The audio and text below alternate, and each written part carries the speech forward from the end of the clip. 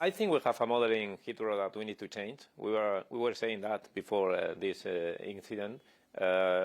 We have the most expensive airport in the world, but when you see the quality that we receive for that is not in the top 20 airports. And now that we are talking about a new runway, this model is not going to work.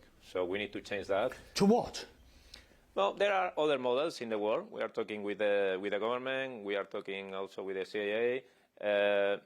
We don't have a preference, but there are models in the world with competition between terminals, for example, that are working better. The problem is when you have a monopoly, at the end, it doesn't work because all the capex is very high, and at the end, all the projects are delayed, and you don't have the quality that you require. Were you annoyed that the CEO of Heathrow basically said, well, we did very well, all things considered. Nothing to see here, keep moving along. I'm paraphrasing. But actually, when I spoke to other airport CEOs, they said this should never have happened. I don't have enough information to know if they did the right thing. I am sure they have more knowledge about the origin of the problem. It's strange that with only one facility failing, you need to close the complete airport. But at the end, we follow what they say, and what we want is to have safety in our operations. The transatlantic is disproportionately important to IAG because of British Airways. We're not seeing it yet, I realise, but are you concerned that there may be weakness? Travellers may decide that the US is not as tourist-friendly as it was, and that will impact you.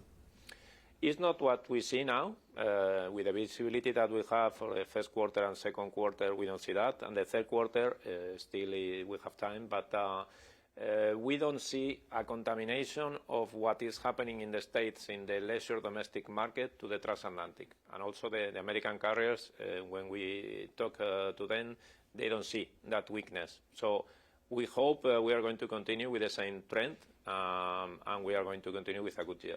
When you look, you may be the smallest of the three groups or not, or you may not have the most number of planes, but if you look at the profitability, IAG is way more profitable than the Lufthansa Group or Air France-KLM.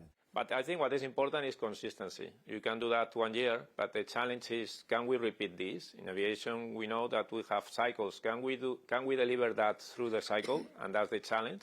And then in the Capital Markets Day that we have in 2023, we established 3 priorities and want to be stronger in our core markets, North Atlantic, South Atlantic, intra-Europe, to develop the asset-light businesses, and also sustainability, but not only from the environmental point of view, also from the financial point of view.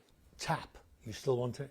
We said that we think that the model that we have in IAG, the model we were talking before, is the right model to develop TAP. And in the same way we have a dual hub strategy in the north with Dublin and London, we can have a dual hub strategy in the south of Europe with Lisbon and Madrid. But do you think you can beat the cultural question, the sort of Portuguese airline being bought, the same thing that happened with Aer Lingus and British Airways and British Airways and Iberia, deep-seated.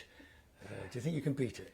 We had, as you said, similar problems in the past, and we handled that. The people they were worried when we merged British Airways and Iberia, and also when we did the operation in Aer Lingus. But I think what we have proved is that we developed the airlines that they joined the group, and also we are an international group. I am Spanish today, but maybe the next one can be from any other place, or the previous one, Willie, he was from Ireland. So it's not a Spanish group, it's an international group.